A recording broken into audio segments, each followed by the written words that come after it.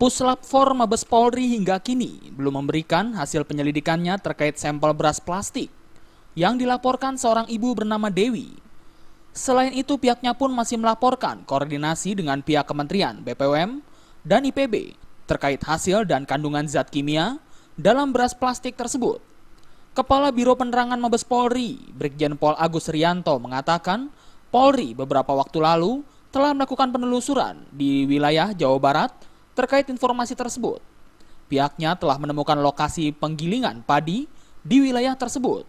Namun pedagang mengatakan tidak membeli dari satu pemasok saja, sehingga perlu melakukan pendalaman lebih lanjut. Belum.